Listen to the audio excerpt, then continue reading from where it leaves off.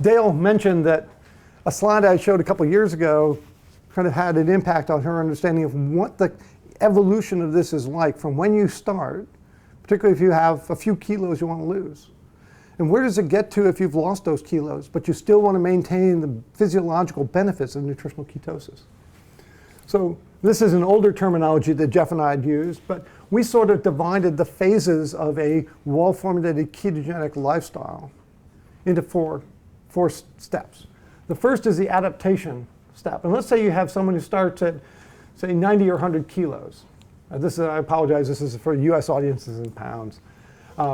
And when we take somebody who is, say, the textbook reference weight for them might be 140 pounds.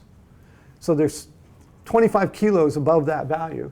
And we tell them to cut your carbs down to a level that allows you into nutritional ketosis. Keep your protein moderate, which is, in the, for this kind of person, maybe in the 80 to 100 gram range of protein intake.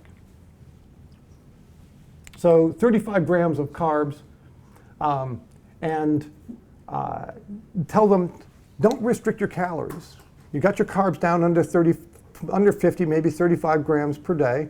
You're eating protein in moderation. Eat fat to satiety. Don't go away from the table hungry.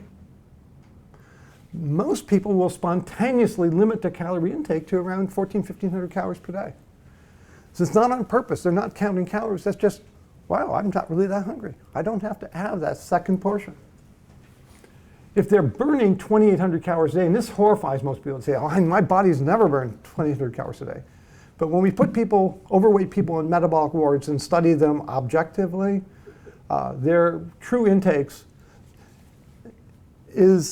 are in a higher level than most people believe. In part because if you're really good at restricting calories for 5 days a week, you'll say, I only eat 1,400 calories a day, and I'm just barely losing weight. But they don't remember the 2 days of the week when they're eating maybe double that because something crept in over the transom at night or whatever. And we remember the good things we do oftentimes more than maybe our transgressions. So realistically, someone who's eating 1,400, burning 2,800 will lose over a kilo a week. And that goes on for a while, but at some point, just instinctively, so the person's lost 10 kilos, and they begin to get into this kind of creeping process of, it takes a little bit more to keep me satisfied. We encourage people to add very little back in terms of carbohydrates. And again, the way we do that is we have people monitoring their blood ketones and analyzing those. And if their ketones go below consistently below the 0.5 level, we say, you look carefully at the carbs and make sure you're not overeating protein. But people will spontaneously add more fat and creep up to 1,800 calories a day. The rate of weight loss slows, but they're still losing weight. So in this graphic down here, what we're trying to demonstrate is if you're looking at what you're eating, this says 5% carbs, 20% protein, and 25% fat. But that's because 50% of your energy is coming from body fat. As you add more calories coming from outside, that proportion of body fat progressively creeps down and goes to zero as one gets to long-term weight maintenance. But when you look at what's on your plate here, it's not 20% protein and 25% fat, because what's on your plate is 40% protein, 50% fat, and 10% carbs. That's the macros on your plate. But the macros your body are burning is completely different because of this proportion of fat. So we try to stay away from talking about macros, what percent of protein and calorie fat. We think in terms of what's coming from your body fat. But the primary driver here is satiety. And when somebody's lost 50 pounds or 25 kilos of body weight, well, two things will happen. One is they naturally they'll have greater what we call fat hunger. People say, how do I know what fat hunger is?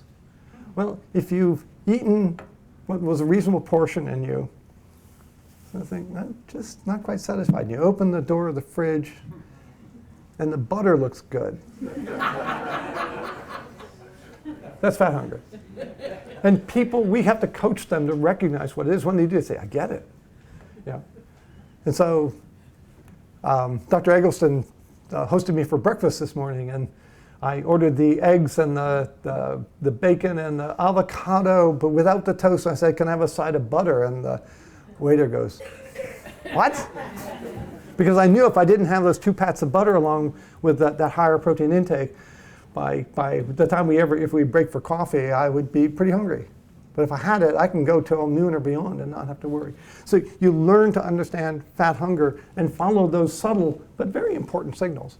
So the intake and the mix of energy coming in over time evolves. The other thing that happens is when someone drops from 200 pounds to 150 pounds, their daily energy expenditure naturally goes down. You have less weight to carry. If you're not carrying a 50-pound backpack with you everywhere, you're more efficient. Don't fight that, that's real. If you want, and if you feel so motivated, and if you enjoy doing it, you can add in exercise in moderation, as long as it doesn't lead to pain, illness, injury.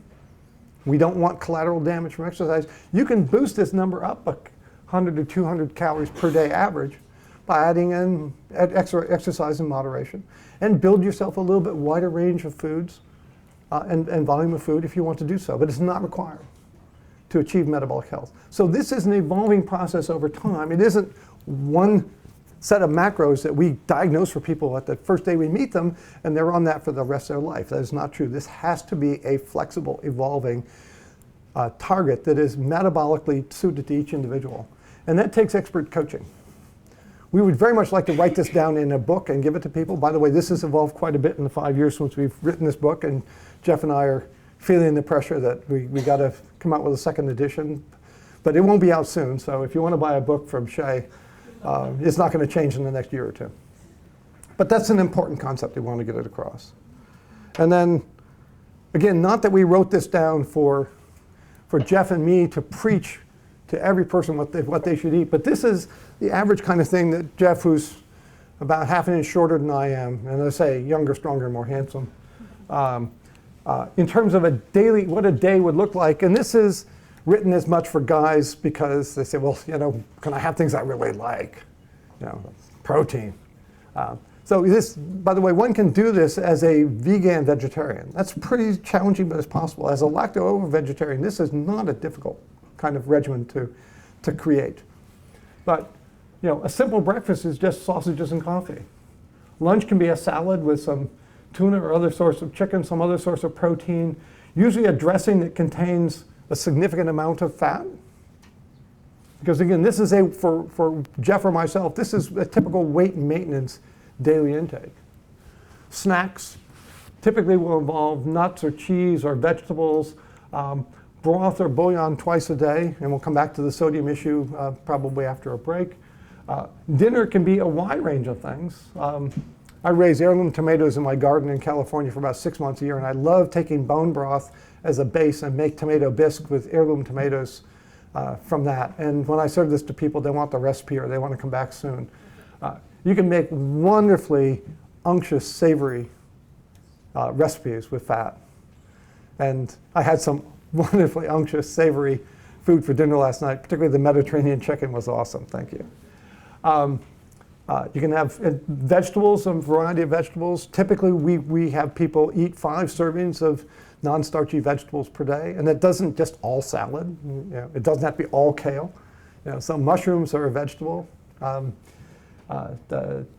And we actually, Jeff is a master cook and makes wonderful ice cream and desserts. You don't have to give up sweets.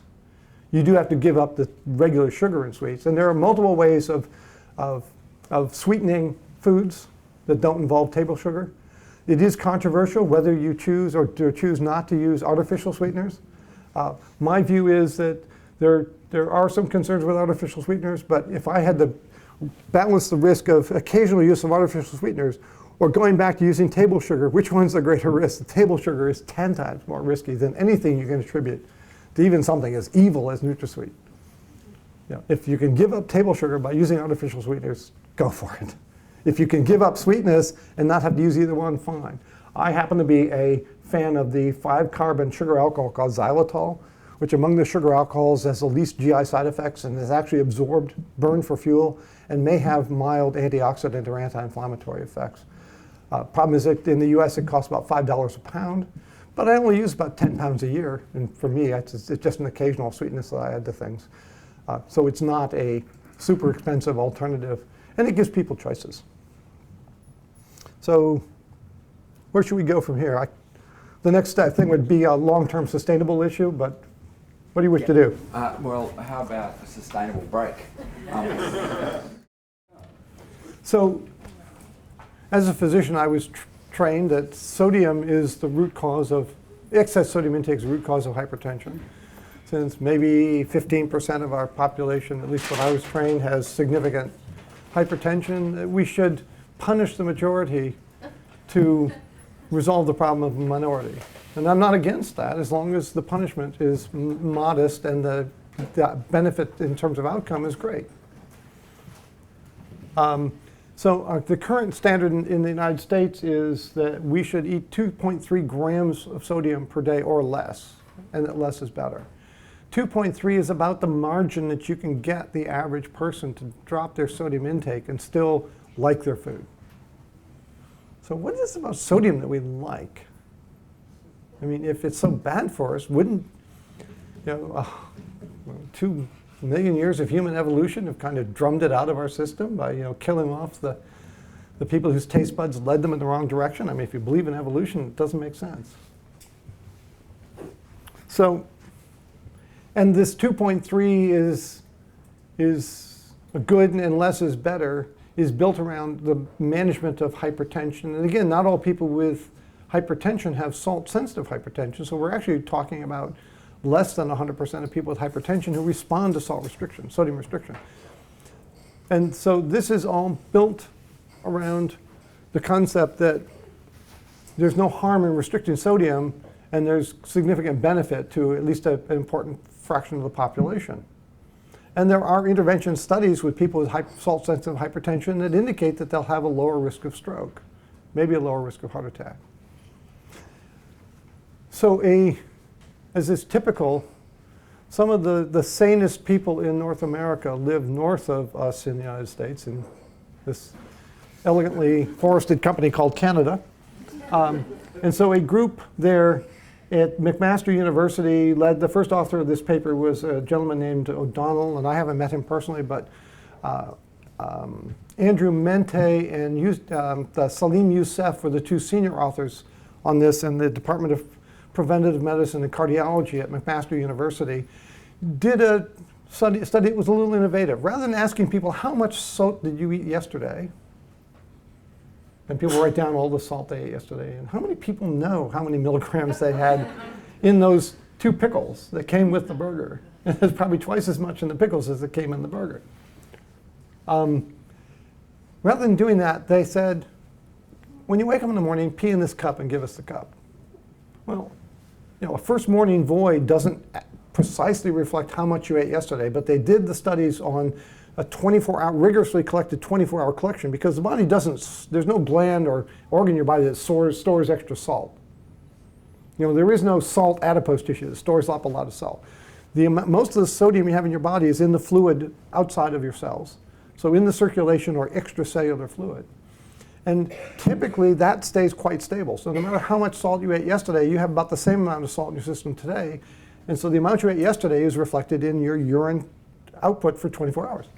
So what these gentlemen and gentlewomen at McMaster University determined was that when you compare this first morning void to the 24-hour collection, there's a very strong correlation. It's not perfect, but it's a strong correlation. But if you do that in 100,000 people, you're going to get a very accurate measure of how much sodium they ate yesterday. And they did it in 102,000 people and followed them for 4.9, I think it's years, something like that. 3.7 years. Okay, I'm not reading my own slide. And this is the curve showing sodium excretion in grams per day. This is the odds ratio for all-cause mortality. 1.0 is the lowest mortality. Anything up from 1.0 is increased mortality. And as you see, at 2.3 grams of sodium intake per day, there's about a 50% greater mortality than people who are eating between 4 and 5 grams of sodium per day. So if you want heresy, bingo, heresy. This is published in the New England Journal of Medicine, which is considered the font of the consensus. And the fact they got it past the editorial process means there's significant weakness in this dogma.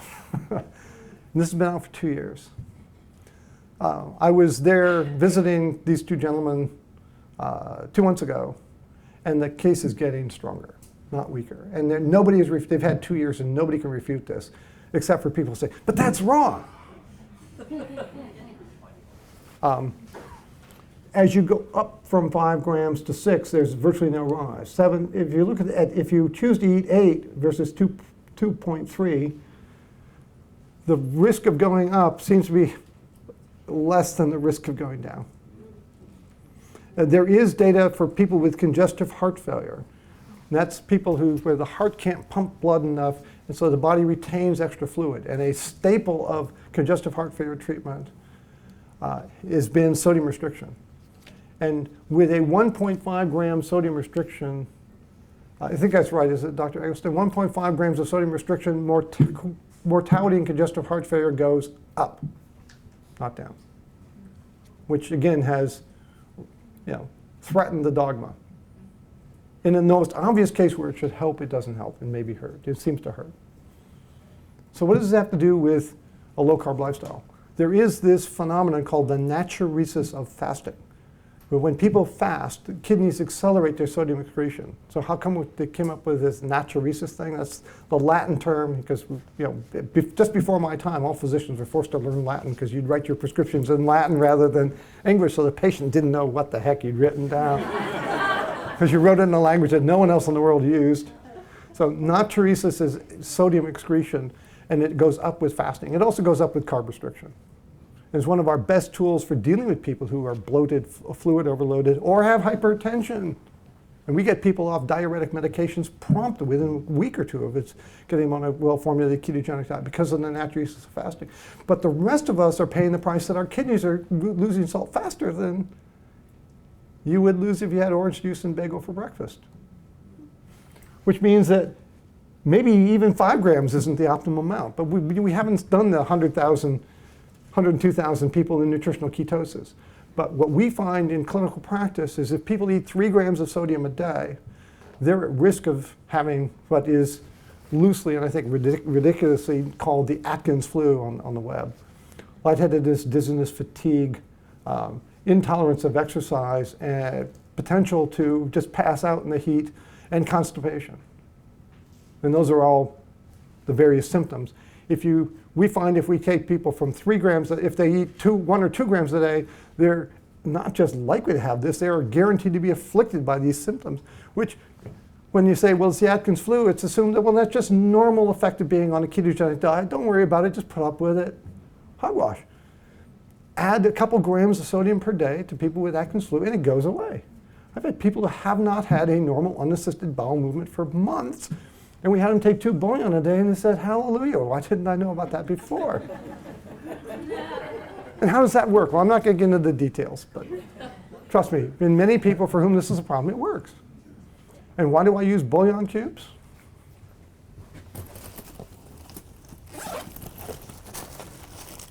Because I can carry them with me wherever I go. If I get a cup of hot water, it helps, okay? I'd much rather have my own bone broth or have unctuous fat and salt containing dressings that are sauces that are great. And I can build 5 grams a day into my food. But it's easier when I'm traveling and acquiring food that I will just have 2 of these. Each of these has about 1 gram of sodium. By the way, prominent on the shelf next to the regular sodium containing ones, are the ones that are, say, low sodium, and people want to buy it. And, we're selling people the wrong stuff. Do I seem agitated? This is a really tough thing to sell, and yet it's critical to the health and well-being of people who want to do this long term. So, sorry, Rod, the simple answer is 5 grams a day for most people. And if you have ankle swelling and or persistent hypertension, back down. But for most people, when they maintain nutritional ketosis, the ankle swelling indicating poor salt and fluid excretion, and borderline or significant hypertension, they usually get a lot better. So. And a teaspoon of salt is about 4 grams. So I'm not suggesting you take a neat teaspoon, but to somehow get that into your food, or it'll already be in supplements. So you know what PhD means? Piled higher and deeper. It also means picky something. Anyway, a level teaspoon is about 5 grams of sodium, of sodium chloride, but it's only 2.3 grams of total sodium. So the level teaspoon of salt per day will give you the amount that you get from 2 of the regular sodium-containing bouillon cubes. Dr. Eggleston, were you? I was just going to say that it's interesting, the American Heart Association guidelines for patients with heart failure recommend they have more salt than the population guidelines for consumption in America for the general population. They recommend 4 grams, which is pretty much bang on the low point of that graph. Sure. And the 4 grams is evidence-based as opposed to ideologically based, because our guidelines in the United States are based on ideology, not science. And it's sad that we can't penetrate that titanium shield of certainty.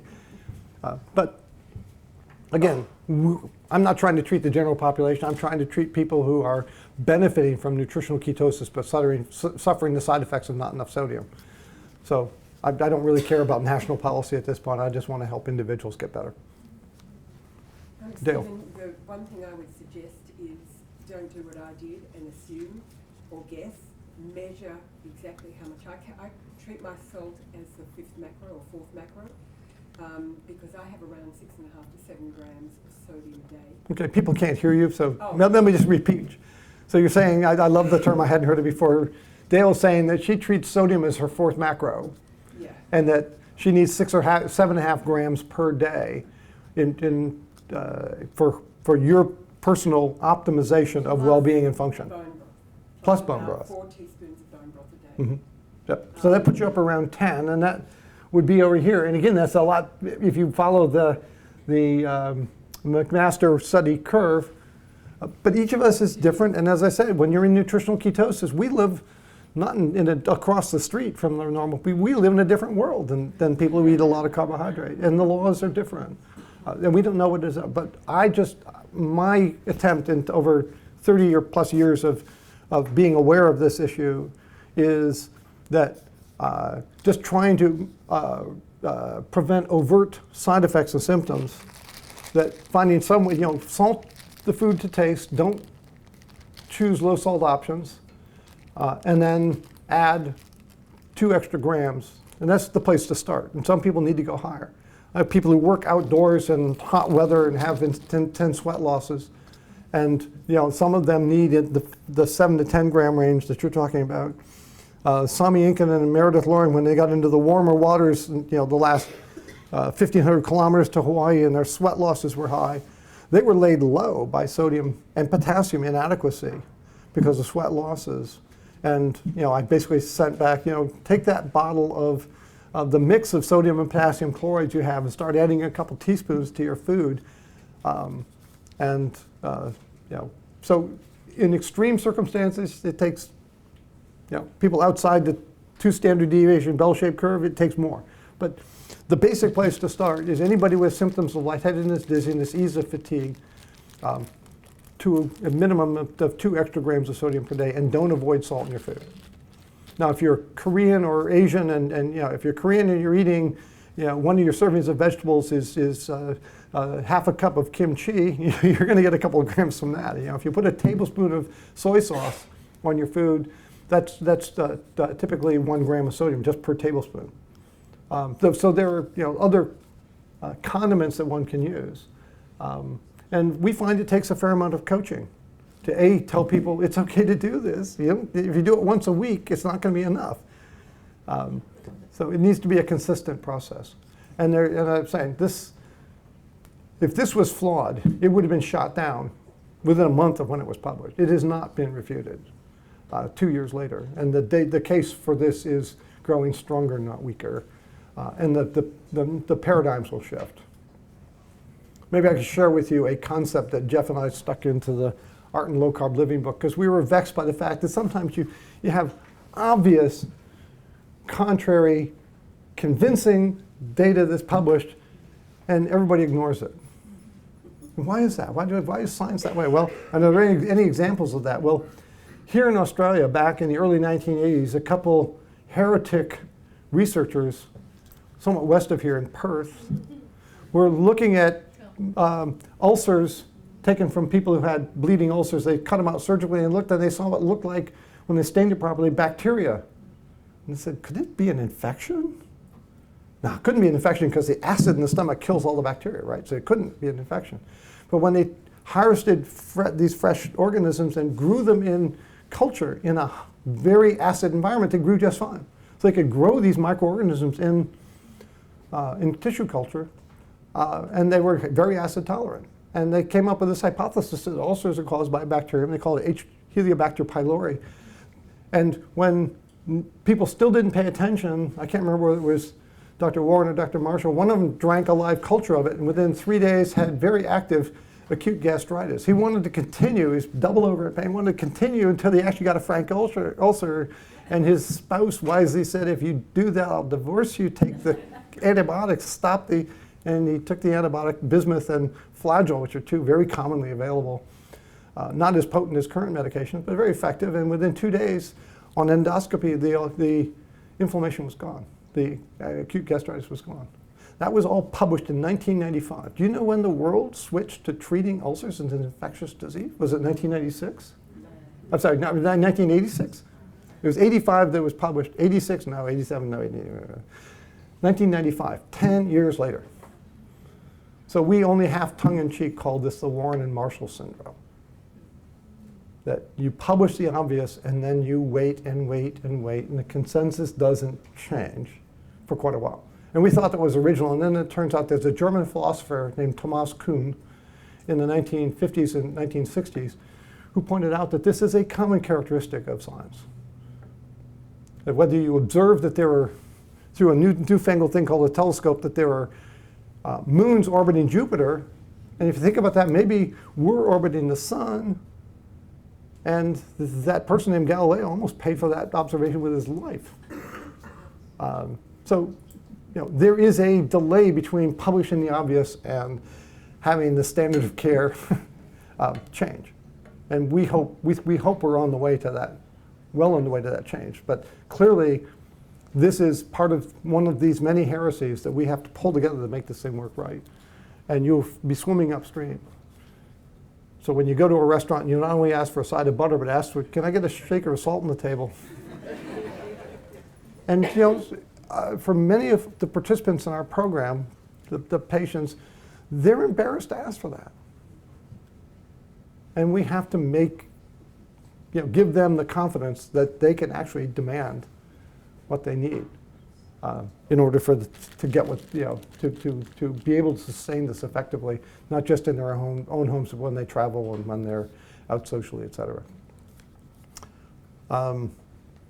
So let me answer questions. I've read in some places that there's like good salt or not good salt, so like pink Himalayan is good salt to use and ordinary white table salt is bad salt to use. Uh-huh. Do you think there's anything to the whole good salt, bad salt thing? There are nuances to salt. So in the United States at least, Himalayan pink salt is all the rage. And people say, oh, it's got lots of magnesium in it, but if you actually look, it's almost the exact same as sea salt in terms of magnesium content. From my point of view, whether you use these things, which are probably made with the cheapest cost of goods component they can buy to formulate these things. By the way, the red is said to be beef and the green is said to be chicken, but when you read the label, there's no beef products and no chicken products in either one. But they're cheap and they're portable and they do the job. So any salt is good compared to no salt. But to the extent that you can get something from a reputable producer that doesn't contain toxic compounds, I wouldn't want to pick on any manufacturer, any culture. But if you find something that you trust, use it, take it with you if necessary. Can you Daily talk good. about magnesium, Stephen, please? The problem I have is that I can't ingest any of the magnesiums at all. I get 100% insomnia, a whole lot of other things. Okay, the question is about magnesium. I want to come back to that. Oh, okay. So that's a separate topic and one that's near and dear to my heart and my muscles. So, gentlemen in the green shirts. Just a lot of the studies seem to be on endurance athletes and endurance type sports. How does this kick in with, say, a high intensity 100-meter sprints or what? So the question is, does this have anything to do with acute or high intensity sport? How would I manage, say, my AFL players or my sprinters? Yeah, it's an excellent question. Basically, if you think when you're in sustained nutritional ketosis, you are at risk of having your circulatory pump less than optimally primed. And why do I say that? When Jeff Volek did a study of ultra endurance runners, he called it the FASTER study. It was published in online this time last year in January of 2016. And he took his runners after an overnight fast who'd been on all the optimum intakes of minerals and vitamins, et cetera, and in the morning put them on a treadmill and had them run for 3 hours at race pace, which they basically had them run a marathon on a treadmill after an overnight fast. And these runners were optimally matched for age, fitness, et cetera. They put in the same performance. The high fat, the keto adapted runners who'd been on a ketogenic diet for at least 6 months or longer had a much dramatically reduced carb use and greater fat use. In fact, they had higher fat uses than had ever been observed in athletes in other studies before. But they had here's the point, 10 beat per minute faster pulse rate at the same exercise intensity as the low fat, high carb runners. And Jeff was saying, I wonder what's going on here. And does it have to do with changing the structure of the heart? And I said, Jeff, did you give them a cup of broth or bouillon on the morning when they did before you put them on the treadmill? He said, whoops. That even just coming to an event where all the priming was, everything was proper up to that time point. If you don't give an athlete a gram of sodium of whatever source, an hour or so before the event, you're starting out with slightly compromised circulating volume. And when you get to the point where you've got to optimize, because again, I've not trained in exercise physiology, I'm kind of self-taught. But my understanding is in the first 10 to 15 minutes of warm-up, you increase circulating volume by about 1 liter. And that has to come from extracellular fluid. If you don't have that extracellular fluid, you can't increase volume, and you have to pump faster to get the same blood flow. So for any athletic event, whether it's short-term or long-term, I tell people to have a gram of sodium sometime within the 1 hour previous. For some people, well, if I have it 45 minutes before, then just before the event, I've got to go pee. So the timing, each person has to figure out what works for them in terms of timing. But for me, it's a gram of sodium within an hour before, and then 12 ounces of water within 5 minutes of when I start. And that way, I'm absorbing that fluid from my GI tract once I'm started rather than, but if you're doing a 100-meter run, you want to have all the fluid and all those things resolved before the gun goes off, obviously. But for me to go for a 1 hour or 2 hour bike ride, if I don't prime the pump, I'm thirsty within 15 minutes when I start riding. And that's a sign that I didn't adequately manage volume before I started. And people, you have to be aware of this and then figure out what works for you. Probably a long answer, though, in the back, next to Rod.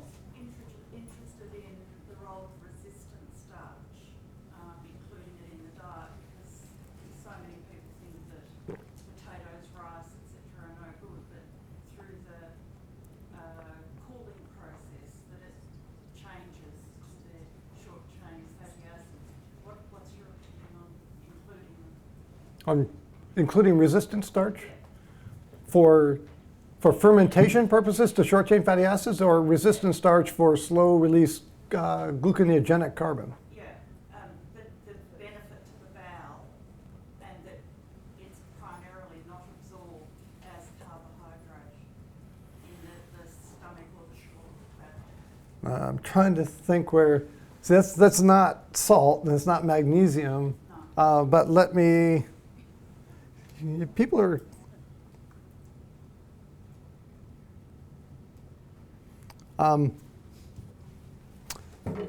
so this is kind of a summary slide, but it touches on that. That when I mentioned at the very start that we store fat in adipose tissue and it's released from there, but it has to circulate as lipoproteins, and getting that to muscle for fuel it takes lipoprotein transport, which is complex. But if you move that fat to the liver and make it into ketones, the ketones are water-soluble fuels that can feed the brain. Well, it also turns out that the colon, the large intestine, does not like to burn glucose for fuel. Even though it has blood circulating with plenty of glucose in it, but doesn't want to burn that. It doesn't want to burn long-chain fats. And if you've been eating a high carbohydrate diet and you don't have ketones, the fuel the colon wants to burn is short-chain fatty acids produced by the fermentation of what we call soluble fiber, in whatever form that is that comes in the diet. And to ferment soluble fiber to make this short-chain fatty acid called butyrate, you have to have a healthy microbiome. So it takes, not A, not B, but A plus B, dietary fiber and the proper microbiome, and then your colon will be fed and happy. And that is based on multiple studies of showing that butyrate is a very good fuel for the colonic mucosa. If it doesn't get it, it becomes inflamed. How do we know that? When GI surgeons do a diverting colostomy, which is where the colon comes up, goes across, and goes down. And if you have a problem on the left-hand side and like a ruptured diverticulum, and you want to heal that, what you have to do is stop the flow of feces through the damaged area. So you do a colostomy and the feces come out into a colostomy bag. And you leave the rest of the colon in, but there's nothing passing through it. And in 90% of cases, it becomes inflamed. And it's called diversion colitis. Now, I usually talk to doctors, and they're not grossed out by this, but pardon me if I upset anybody, but the way you treat diversion colitis is you give people an enema containing butyrate. And when you do that, it goes away. If you stop giving it, it comes back. The colon loves to be fed with butyrate, which indicates that when you have diversion colitis and there's no microbiome and no fiber, you've got to give it its preferred fuel from another source. What we've kind of discovered empirically is, remember that the primary ketone circulating in the blood is beta-hydroxybutyrate. Well, beta-hydroxybutyrate is very similar structurally to butyrate made by fermentation. And it turns out that it's at least as good, if not better, a fuel for the colon. So when you're in nutritional ketosis and your liver's making between 50 and 100 grams, well, mine is making between 50 and 100 grams of beta-hydroxybutyrate a day, not only is that feeding my brain, it's feeding my belly. So it's a very common observation in people with irritable bowel syndrome, which vexes gastroenterologists and primary care physicians alike, because we really don't have a good medication to treat. Well, we eat more fiber, get a better microbiome, kiss somebody else.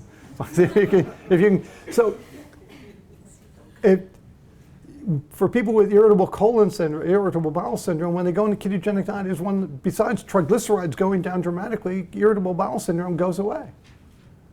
And it may be that it's because we have an alternative way to provide a very effective fuel for the gut. And then there's something even more provocative in that, but maybe I won't come back to that, at the moment at least. So we know that beta-hydroxybutyrate is a potent anti-inflammatory signal. And we now know that there is actually a controlling gene for inflammation, which, when it's turned on, causes inflammation. Beta-hydroxybutyrate at the chromatin, at the DNA level in the cell nucleus, down-regulates this inflammatory gene. And so, it's not just inflammatory bowel disease, particularly irritable bowel syndrome, but it's multiple other diseases associated with inflammation that we think are now targeted by beta-hydroxybutyrate, not as a fuel. If you have something that's made in the liver, it circulates through the body and it targets the genes, regulatory genes in the colonic cells. That's a hormone. So this lowly, ugly duckling of beta-hydroxybutyrate that we started out saying, well, gee, it's always been characterized as a toxic byproduct, fat metabolism. This is a potent health-driving hormone. But if you believe that, you're part of a very small community in the world that's mostly confined to this room. Well, maybe a few other people. But Jeff and I have really come to understand this as a significant driver of the positive things we're seeing. The gentleman here and then to you. Well, I know cows can get into ketosis and they treat it as a disease because the cows don't fatten them. Mm-hmm. And they're not eating any fat at all. Right. But the bugs are producing the fat, the short-chain fatty acids that they produce. So obviously the same sort of stuff can go on in our gut. But when they make bread, they basically atomize everything. They grind it up so much with modern bread, with modern industrial techniques, that even the fiber, surely the fiber, that atomized just gets absorbed straight away by the upper colon. Doesn't even make it to the lower colon. Well, in terms of bread manufacture, you get much more rapid yeast action if you remove the phytates and other fermentable products. So it's much easier to make bread when you get rid of a lot of the good stuff in it. It's hard to, as a bread maker, to get whole grain flour to actually rise dependably. So yeah, we've eliminated a lot of the beneficial substrate. So if you're eating carbs, yeah, one of the side effects of adopting agriculture is it makes it a lot harder to feed your colon. Yeah, but when they add fiber back in, they add this horrible atomized fiber. No, I don't disagree, but I'll accept that as a comment. So thank you. I just wonder if there are any experiments done on that. Well, this is an area of great controversy. So maybe don't get me started. So here. So you're mentioning that the butyrate that comes from fiber fermentation assists the colon, and it's likely that the beta-hydroxybutyrate is doing a similar job. Mm-hmm. There's been a lot of information in the Australian press in the last few years about the benefits of fibre. In fact, there's been some research done on correlating this generation of short-chain fatty acids to down-regulating a lot of immune, and it's in the early stages, but would you say then that both those mechanisms are probably working in a similar way? The short-chain fatty acids from fibre are working in a similar way to the beta-hydroxybutyrates in terms of down-regulation? So the question here is, does beta-hydroxybutyrate and beta-hydroxybutyrate and butyrate work in the same way in terms of down-regulating inflammation? Within the colon, yes. There is some dispute about systemic effects. And yeah, I'm tempted to digress further, but I shouldn't. So, the gentleman here. Just a quick question. When I started a ketogenic diet, my heart rate went from like 58 and it went into the high 60s, and it's not really returned back. And I'm just wondering if it's related to sodium. When you talk about sodium and when you diet with sodium, or is that just a common thing that comes with ketogenic diet? So the question is that when the gentleman switched to a ketogenic diet, is resting heart rate increased by roughly 10% from a very healthy low value to a still pretty healthy low value, but statistically and perceptibly higher. My suggestion would be to do a simple experiment and either make your own broth, but and do that continuously for 4 or 5 days and see if it has an impact. Again, this is part of the personalization of this process of figuring out what works for you. And I'll just say, I never want to have a diet named after me, and I don't ever want to get up and say, see, it worked for me, so it will work for you. Each of us has to find, because you're not my clone, you're not my identical twin. So There we find when we start looking, using identical twin studies and look at physiology, there is a tremendous variation in physiology among people that is clearly due to genotype. So there's a guy in the US who just got the Nobel Prize for Literature. It's a little controversial. Yeah. His name is Bob Zimmerman. His pseudonym is Bob Dylan, and I love the line that says, "Don't follow leaders and watch for parking meters," from Highway 61 Revisited. But anyway, other, yeah. I just want to go back to that salt excretion graph you had before, the sodium graph. It's grams per day of excretion, which is above what is excreted in other forms, sweat and stools. How does that, you're basically calling out the salt intake, but there's other forms of excretion that aren't taken into account. So the question is, other forms of salt excretion that would add to, oops. How does salt intake relate to that excretion graph? If you have, I think normal sodium in the sweat is around 20 millimolar. So 10 millimoles is 23 times 10 is 230. So if you had 4 or 5 liters a day of sweat loss, you'd lose an additional gram of sodium. So when Sami and Meredith were rowing for hours with a temperature of 85 degrees and the humidity of 90%, they might have had 6 liters of sweat loss. But most of us in our normal daily life get by with a liter or less. So under some circumstances, and if you have cystic fibrosis, we used to say you could diagnose cystic fibrosis in an infant by licking the infant, because they have 50 milligrams, not 20. So part of cystic fibrosis is impaired sodium conservation through sweat glands. So again, humans vary, but it's not going to change. It's not going to double the sodium requirement. Yes. Beta-hydroxybutyrate, does that have any effect on skin conditions like psoriasis? Question is, does beta-hydroxybutyrate have any effect on skin conditions like psoriasis?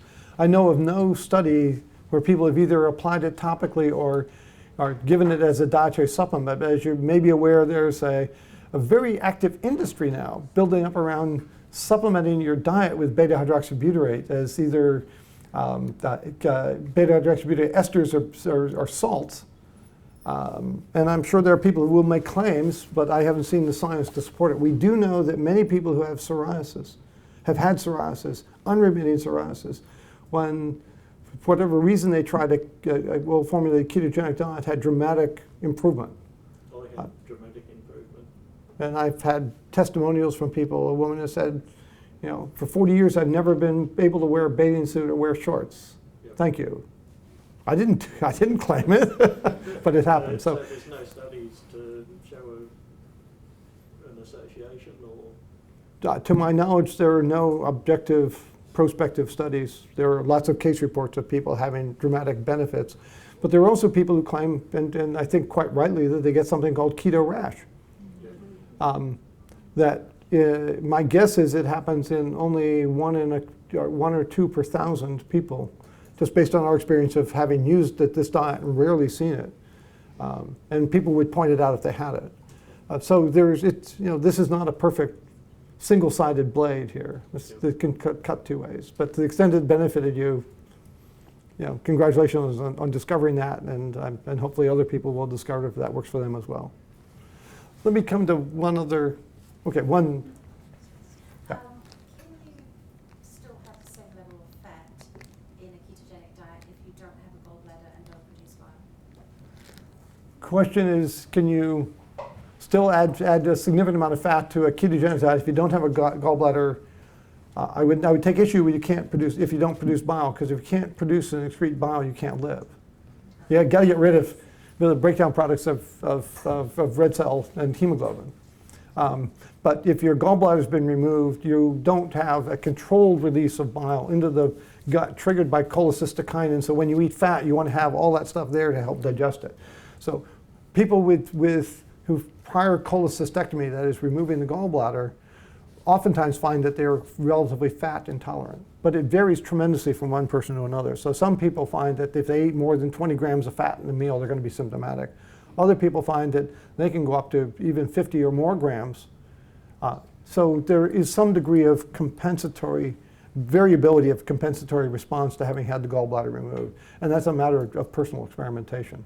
I can't do any physical exam test or any lab test and say your maximum fat grams per dose would be. So to the extent people have fat intolerance, they need to spread it out more frequently throughout the day and not try to eat it all at dinner time. And 150 grams in one swell food, it just doesn't, it's not going to be well tolerated. So let me come back to one thing that is, anyway, so I did want to kind of summarize before I got into some of the more really esoteric stuff. But people said, well, what's the key essential thing here on your diet? Is it just that it's low carb? No. Yeah. Is it just low fat? No. Or I'm sorry, high fat? No. So I sort of was forced to make my short list. My long list, by the way, is 15. So you're being blessed here by brevity on my part. This is a moderate protein diet. It's not a high protein diet. Reference body weight? What do you mean by reference body weight? That's a contrived term. Thanks for asking. When I was in training, we were told that there are tables that you can post up on the wall of your exam room in your office that shows ideal body weight. And there is no perfect body weight. It's based on height, weight, gender, or height and gender, and quote, frame size. And how do you measure frame size? Well, big bone people can weigh more than small bone people, and they say, well, you do the wrist diameter, or you do the distance between the iliac crest, and none of those work out. But so we still have to have a reference, because if you do it per kilo, and one person is 1.75 meters and weighs 70 kilos, and the other person is 1.75 meters and weighs 140 kilos, you don't have to give the 140 kilogram person twice as much protein. So we base it on the medium frame values for what used to be called ideal body weight. We've tried to sterilize, because ideal body weight implies that's what an individual should weigh. And I never tell anyone who asks me how much they should weigh, because I don't know. By experience, I have found that the best, if you want my secret to the right goal, because I'm always asked, is it's the weight you can get to without too much of a struggle, and when you get there, still have a life. And you have to find that out by yourself with experience. I cannot give you a destination and a GPS coordinates to get there. Okay. So reference weight is that old Metropolitan Life Insurance Company table that we, at least tyrannized us in the US. And it's just a medium frame value for that. And we try to put a table of this in the book. Sustainability means you have to eat enough energy for satiety. And don't count calories. Listen to what your body tells you. And don't fear, most of that's going to have to come from fats, and don't fear saturates. And I didn't get into this yet, and I probably won't have time, but the reason not to fear saturates is it is true that the amount of saturated fat that you have circulating in your blood is correlated with your risk of diabetes, heart disease, and death. But the amount of saturated fat you have circulating in your blood is not correlated with how much saturated fat you eat, particularly if you train your body to burn fat for fuel. And when we looked at the highly trained endurance athletes, and we had them, and we looked at their body's ability to burn fat, they're equally trained in terms of peak aerobic power, same body composition, almost same percent body fat. They were almost identical, but when we put them on the treadmill, the keto-adapted athletes could burn fat at twice the rate of the ones perfectly matched group that were eating a high carbohydrate, low fat diet.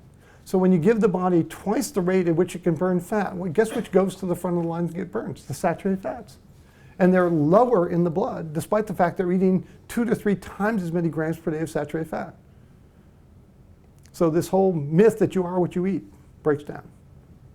You are what you save from what you eat. And when you're keto adapted, you don't save saturated fats, so don't avoid them.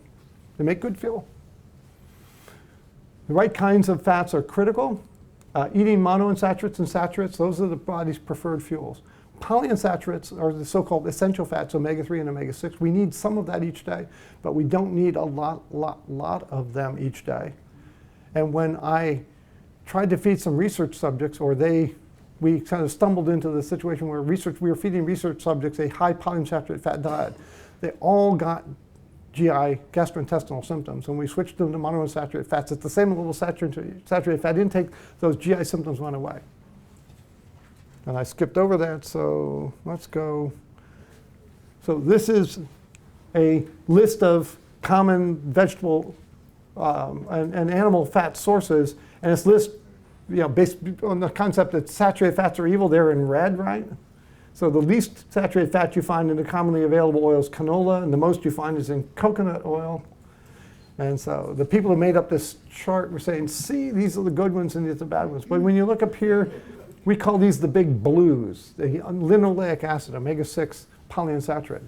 And yes, we each need 1 or 2 teaspoons of this per day to have enough of this essential fat. We also need some omega-3s, and you can see alpha-linolenic acid, omega-3, a little bit in canola, a little bit in soybean. But when you eat soybean, you have to get with that all this omega-6. And there aren't too many other sources here for omega-3. We need some of each, but not a lot, particularly the omega-6s, because on average, when you eat a lot of omega-6, it's pro-inflammatory.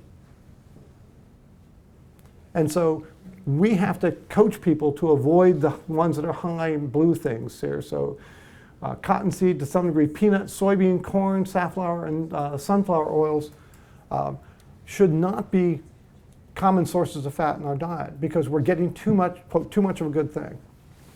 So think of the omega-6 polyunsaturates, kind of like you'd think of a fat-soluble vitamin. You need to get enough vitamin D, and whether that's 5,000 units or 2,000 units or even 10,000 units of vitamin D per day, that's good for you. But if you eat 50,000 units a day for too long, it's going to make you sick.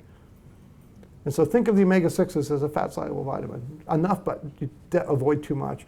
And so when I eat 75% of my energy as fat per day, if I get into get served or allow myself to eat things made from soybean oil, I notice the GI effects. And I've had so many people tell me, oh, I followed your diet and it worked well at the start, but eventually I couldn't eat all that fat. It made me sick. And people were eating corn oil, margarine, and mayonnaise made with soybean oil. And we've all been brainwashed that these are the healthy fats. But not when you live on our planet, the low-carb planet, the things that are good if you're a subsistence farmer in Asia are not eating 10% of your energy as fat are not good if you're eating 75 or 80% of your energy as fat. So. Some people advocate for more medium-chain triglycerides rather than long-chain triglycerides just because they're metabolized differently. Mm-hmm. Do you think it's good to make sure you incorporate a good amount of the MCT? So the question is incorporating medium-chain fats, and is that good? I'm of a couple minds on that. I'm aware that you can make money selling something that is said to have, that with a high margin of profit and said to have beneficial effects. If you eat medium-chain fat, you can't store that in your adipose tissue. When you eat it and absorb it, you have to either burn it immediately or turn it into ketones, because otherwise it's toxic. So it's a good fuel, easily absorbed, particularly if you have digestive problems, with GI problems. So people with short bowel syndrome and we can't give them enough calories, it's a good fuel to add in. Kids with cystic fibrosis who have gastrointestinal absorption problems, we use that therapy, medium-chain fats, and it will make your ketones go up. But if you have a normal functioning GI tract, and if you're able to get your ketones above 0.5 millimolar and preferably up to 1 millimolar by keeping carbs low and protein moderate, I'm not a big advocate of adding in either coconut oil, which is quite rich in, and butter. Also, butterfat also contains a fair bit of medium-chain fats. They're naturally occurring sources of these, but buying MCT oil and putting it in your coffee, I mean, there's I hate to take issue with David Asprey and the bulletproof coffee craze, but I don't know that that is the best way to achieve the benefits of this. I'd rather do it with real food rather than highly processed products. But if you enjoy using coconut oil, coconut butter and as part of your diet, it's very good for frying because it has very little polyunsaturates, so it doesn't go rancid and doesn't go off flavor when you heat it to high temperature. Excellent component in your diet. But to purposely eat that to make your ketones go up, I think is maybe not the best approach. But for some people, that seems to work for them, and I don't take issue with that. Each of us has to find our own path. Again, we all live in glass houses, and I try not to throw too many stones, which is why I didn't want to talk too much about supplemented or intermittent fasting either. But let me come to what I think is really, really intriguing, and that is, I said that a well-formulated ketogenic diet seems to reduce inflammation and oxidative stress, and there's recent publications that indicate that's true. And so when the seminal paper on that was published in the journal Science back in online version in December of 2012, I saw that paper and I said, this is going to be a turning point. I don't know how soon we're going to recognize it, but this is a turning point. Because what they did was they basically pumped ketones into a mouse. I won't say how. And got this level up to 1.2 millimolar and found a dramatic reduction in oxidative stress. And that occurred through a set of regulating enzymes called histone deacetylases, or HDAC enzymes, which these are enzymes which regulate gene expression.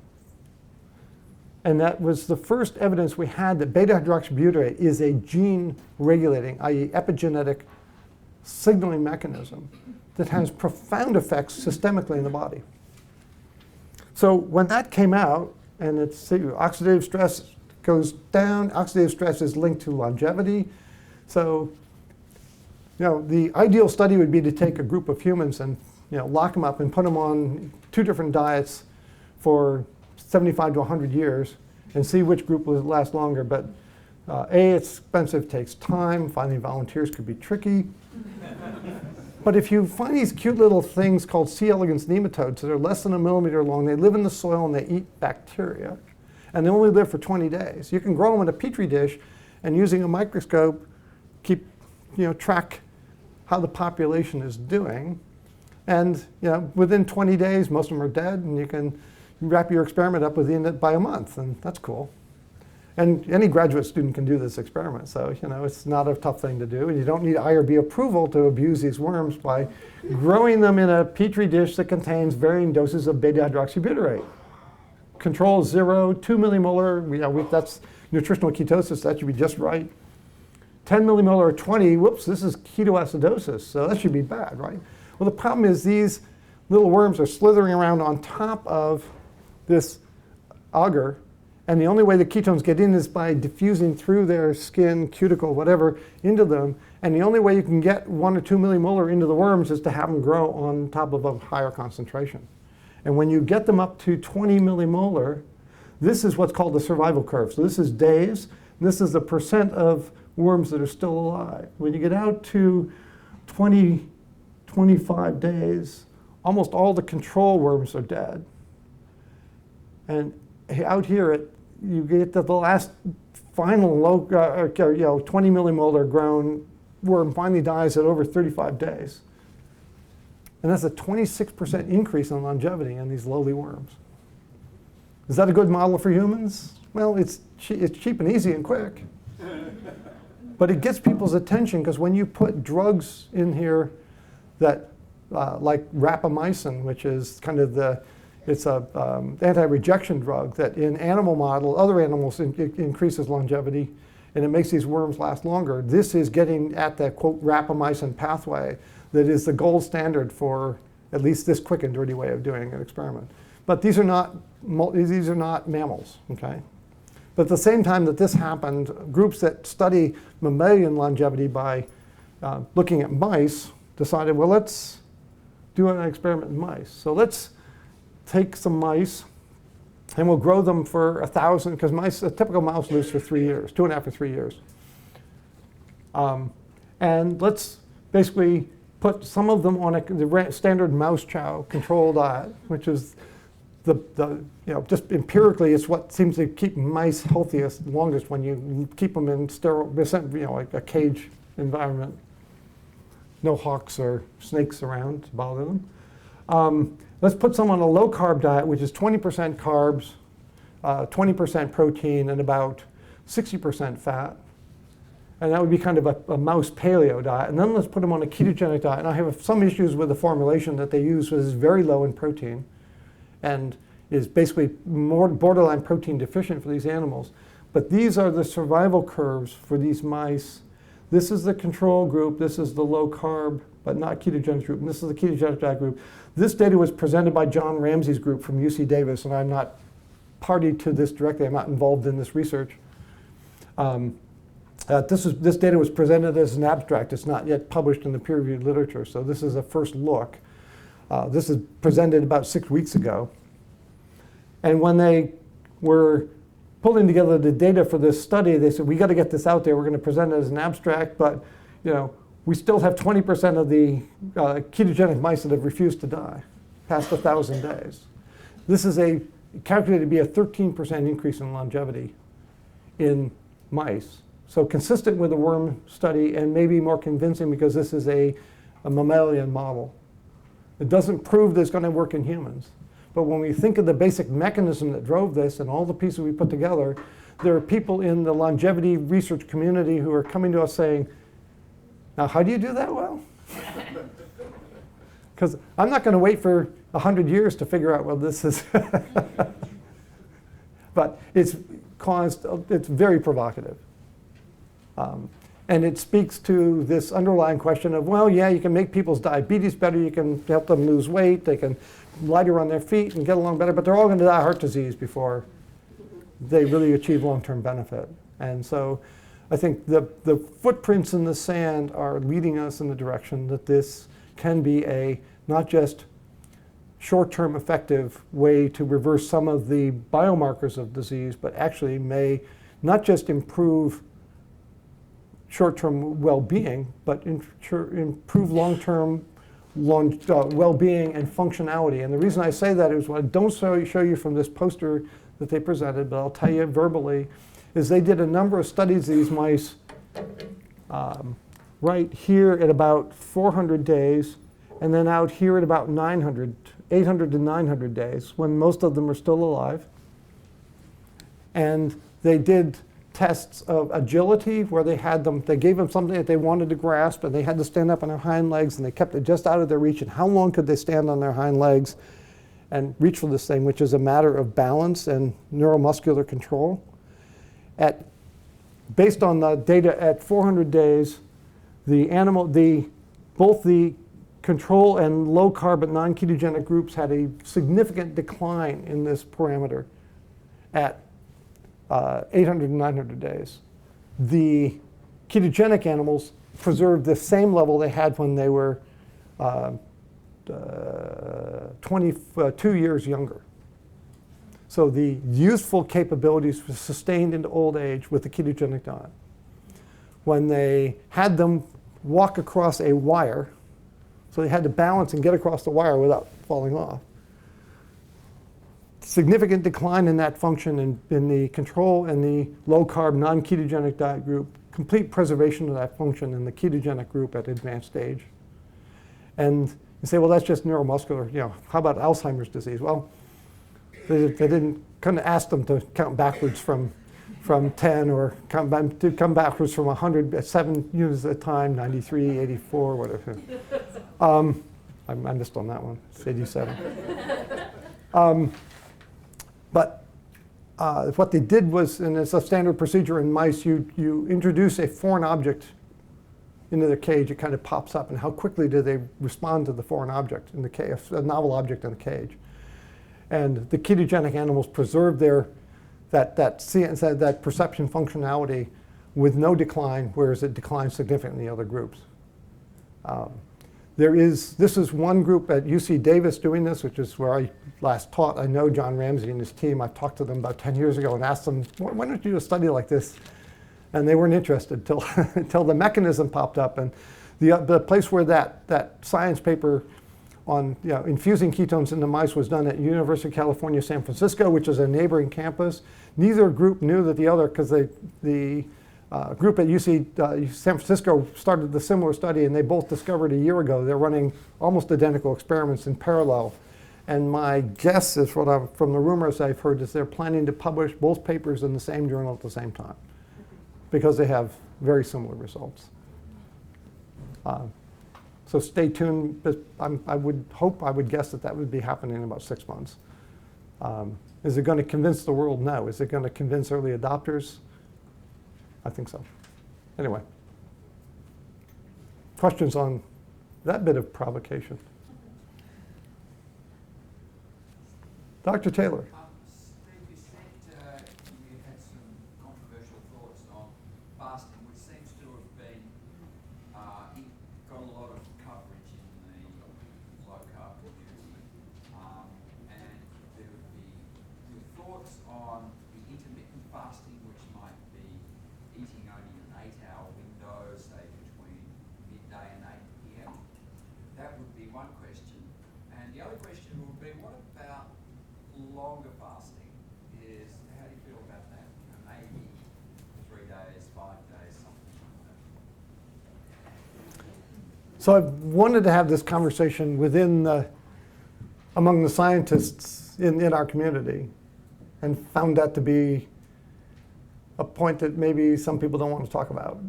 So when it comes to short-term fasting, skipping 2 meals out of 3 per day, 16, whatever, it's a 16-hour fast or whatever, I have no concerns with that based on what I know about protein metabolism and lean tissue preservation. I have kind of been conditioned by my experience working previously in in-hospital settings with protein malnourished patients, people with kwashiorkor, that giving up lean body mass is something that I've kind of come to, I'm reluctant to accept. I am concerned that there is a very significant literature going back 100 years on human fasting.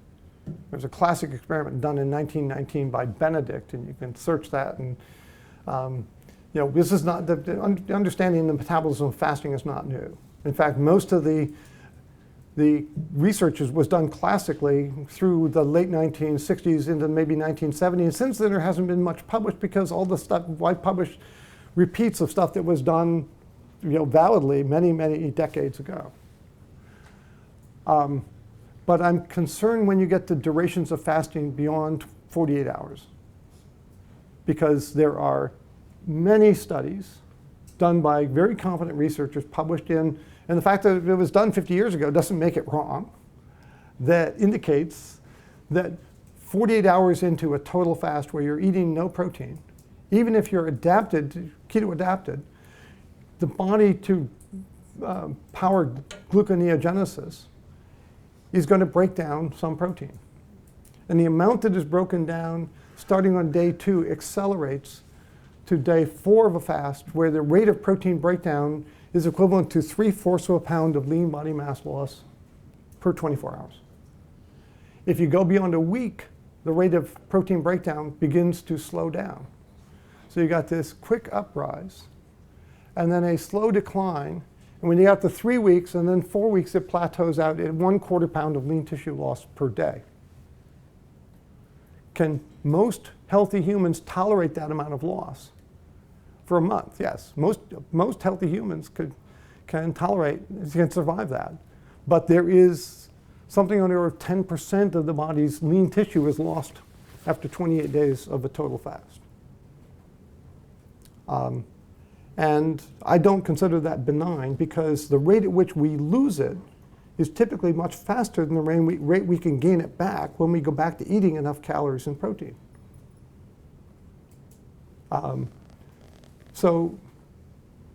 I have at least, not theoretical, but physiological reasons for concern about preservation of lean body mass. Now, is there one experiment that demonstrates that? No, I've got 5. I can show you the slides. But I won't bore you with old, decrepit-looking, hand-drawn things published in the ancient literature. But it's a consistent result. So when someone claims that there's negligible lean tissue loss by humans, even 2 or 3, 4 days into fasting, I'd say, where's the data? Show me the published data. And don't tell me that person's professional opinion is equally as good as my professional opinion when they don't have data to back it up. The other concern I have is that resting metabolism is a highly variable aspect in each human, and that we inherit variations in resting metabolism per kilogram of lean body mass.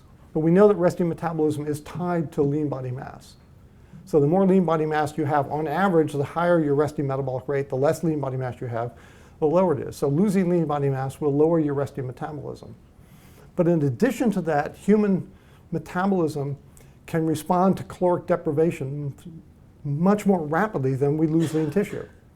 That your body, when it perceives a threat to its energy balance, a sudden loss, sudden famine, loss, all food disappears.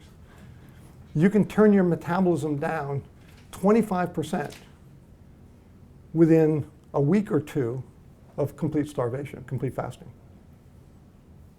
And I'm aware of claims that your fasting metabolism actually goes up when you fast. Your resting metabolism goes up when you fast. And the only evidence for that I'm aware of is when you acutely deprive people of sodium as well as calories. Salt concentration or salt availability in the body goes down, so the circulation shrinks. In order to keep blood flow, you have to pulse out a lot of adrenaline and noradrenaline. When you do that, that will transiently cause your resting metabolism to go up until you collapse. And when people talk about adrenal fatigue, by the way, there is no medical diagnosis in medical textbooks of adrenal fatigue. That's collapse of the circulatory system because the adrenaline and cortisol responses of the adrenals are not adequate to maintain circulation in the face of too little salt. So the decline in resting metabolism has been, with fasting, is not just purely tied to the loss of lean body mass, it's tied to the body's basically sense of an emergency and turning down metabolism promptly.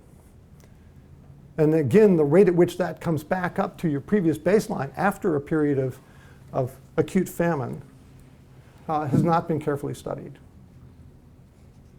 So these are academic concerns on my part, but until someone proves that when this is rationally used in a person's care that significantly enhances their outcome in terms of well-being and function over months or years, compared to using a well-formulated ketogenic diet without adding fasting, prolonged periods of fasting, I beg to remain a skeptic. So, if you want to, this is cumulative loss of nitrogen, which is the biomarker of protein. This is what lean people lose. This is what obese people lose. Obese people are somewhat protected in their rate of protein loss during fasting, but this is 30 days, this is 150 grams, and this is about 4.5 or 5 kilos of lean body mass lost in 30 days of fasting. This is what happens when people to resting metabolic rate or basal metabolic rate, BMR, at up to 30 days. These are lean people, these are obese people. Obese people are somewhat protected, but they're not immunized against reduction in BMR, and this is a 20% reduction that occurs in the first 2 weeks of resting metabolism. This is a hand-drawn, very old picture from actually a review paper published in about 1970. Ernst, Drennick, and Gilbert Forbes were some of the fathers of modern metabolism. This shows weight change and nitrogen loss in individuals over 30 days. And this is percent of initial values in individuals. And again, they're showing in terms of nitrogen, these are lean people, and this is an obese population at 30 days. again, is more than 10% of body nitrogen, aka protein content. This is a paper published in 1981 in the International Journal of Obesity, and note that in red, basal metabolic rate showed a significant decrease of 25% during total fasting, and this is over 28 days of fasting. This is in the peer-reviewed medical literature, and it's not been refuted. And I just think we need to be cognizant of this before we go headlong into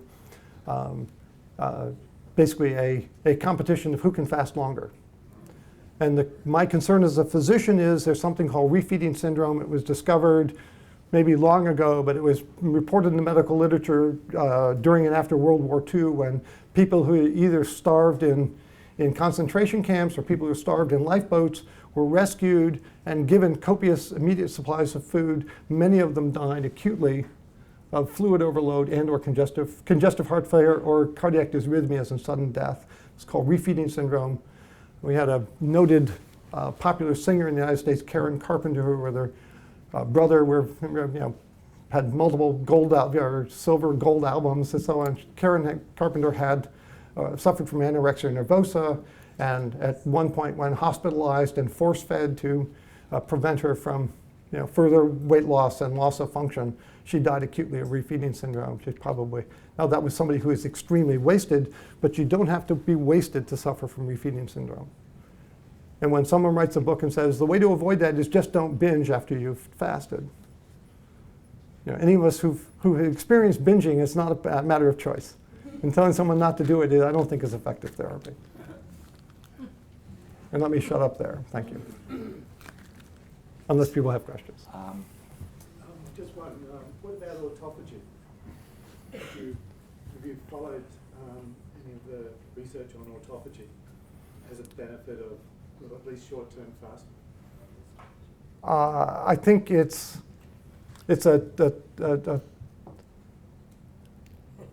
how to say it kindly. I think it's an ideological term and not a physiological term.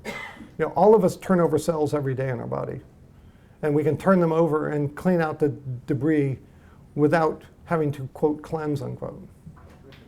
I understand that fasting is a component of many religious processes, and there may be benefits if you've eaten a lot of carbohydrates to have a period where you signal your genes to do other things with beta-hydroxybutyrate.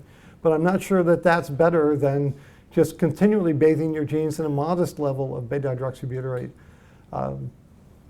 So I'm not sure that cleansing is better than basically living a reasonably clean, metabolically fueled life. So I respect the question, and I don't have an adequate answer. For that, I apologize, but I do remain curious to understand this going forward. I think we'd better, unless it's very quick, Helen. Yeah, well, just a question about meal frequency, because that's sort of the other side of the fasting coin. My understanding is, when I have read, that even if you're eating low carbohydrate foods, if you're eating frequently, you're likely to stimulate your insulin secretion just through the action of your gut. I forget that there's a technical term for it, but the process, the act of digestion in itself stimulates insulin independent of carbohydrate load. And so the thinking then behind that is that it's better not to, even if you're following a very strict low carbohydrate diet, it's better not to snack, and it's better to try and reduce your meal frequency, even if you're not sort of going as far as fasting. I'd just be interested in your thoughts on that, if you know of any research around that. Protein does stimulate insulin release, but per gram it's lower than the same number of calories or grams as carbohydrate. Yeah. I could show you data from a paper published in people with type 2 diabetes locked up in a metabolic ward who were given a high carbohydrate buffet diet, eaten to satiety, and then they were given a low carbohydrate diet, eaten to satiety. And these are people with type 2 diabetes, and within 2 weeks their insulin levels reduced dramatically eating the low carb diet to satiety, even though they're eating from the buffet throughout the day. I don't know of any controlled experiments that could answer your question, is it even better to reduce? We tell people they can have snacks if they want them, but they don't need to eat them. And we don't tell people they have to eat 3 meals a day. We want people to eat to satiety. We don't want them to feel deprived. Because someone who feels deprived eventually is going to cross back over to the other side. We want people to be happy on our side of the fence or on our continent. And the goal here is that this be something which is safe and sustainable for decades, not a matter of weeks or months. And I'm not into this discussion to pick fights. I'm here to try to base whatever recommendations you make on objectively published science and not on opinion, because my opinion is no good unless I have data to support it.